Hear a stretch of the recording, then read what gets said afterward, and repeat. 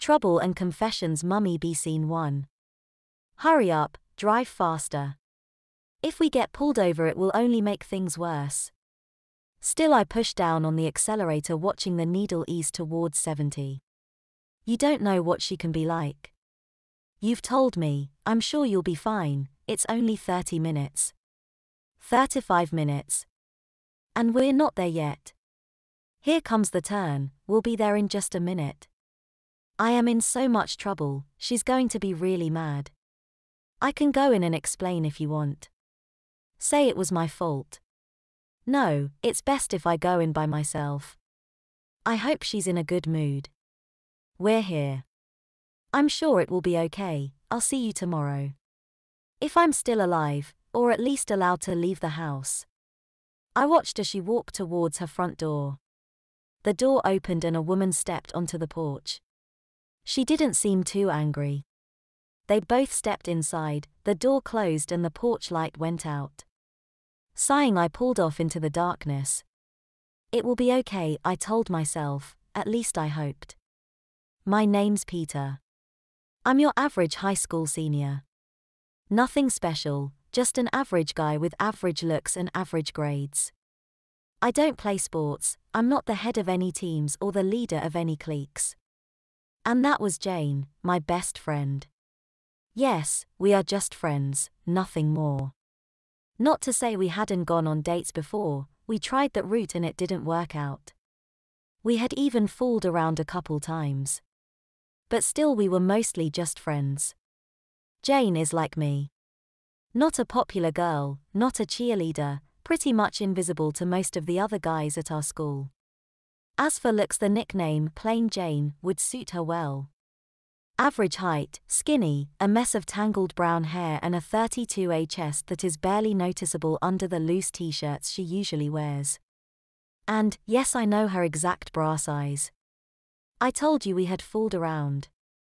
I had seen those cute little tits on a number of occasions. Jane was a bit of a free spirit, and even when our Facebook status did not say, in a relationship, there had been more than a few games that ended up with one or both of us naked. But like I said, we are just friends. One thing that Jane did have in common with most of the other girls in our school was her relationship with her mother. Jane complained about her mother quite frequently. I know in private she loved her mother, though they have complicated relationship.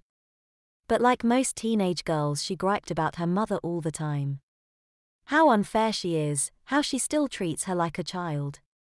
The complaints were daily and sometimes monotonous. I was sure they were exaggerated, just her blowing off steam. But I always listened, tried to be a good friend. I never once voiced any doubt or had tried to defend her mom. I figured they could work things out on their own. After all, Jane was 18 now, summer would be here in a few months and then we would all be off to college. Certainly being away from home would change things. That's why I wasn't too worried when I dropped her off at her front door 30 minutes. Or 36 minutes late. Sure, there might be heated exchange. Jane would probably go to her room and slam the door. Tomorrow I will hear all about it. As I walked down the hall of my school the next morning, I looked for Jane. I spied her by her locker and snuck up behind her. You're still alive, I see. How was your mom? Jane turned and looked at me. I could tell she had been crying, but there was also an unmistakable fire in her eyes. My mom is such a bee, she replied. I laughed to myself. One of my favorite things about Jane was her inability to swear. It gave her a cute, almost innocent quality. So was she mad? I asked, hoping this diatribe would not consume our entire day. Mad is an understatement, she was just crazy. I can't believe her, I mean she's just such a bee. Her rant continued as we made our way to our first class. I mean, you have no idea. I know I complain about her a lot, but this time, I mean, it was just. She trailed off. This was a bit unusual. Jane was usually not at a lack of words to describe her mother. I am sure it's all over now, I said, trying to calm her down. Peter, you don't understand, she did something last night, something she hasn't done for a long time. I can't even say it. It's just so embarrassing. Now this was intriguing. Jane and I told each other everything. We were best friends. And if she didn't want to or couldn't bring herself to tell me what happened, then it's okay, I told her, we don't have to talk about it if you don't want to.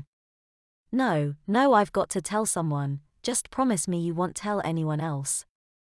Of course not, who would I tell? You're my best friend. Jane pulled me to the side of the hallway just outside the door to our first period class. It's just she was really mad. We fought and then she leaned forward and whispered something barely audible in my ear. Just then the bell rang, obscuring her words. Did you just say, I started? She spanked me. Jane said again, still in a barely audible whisper.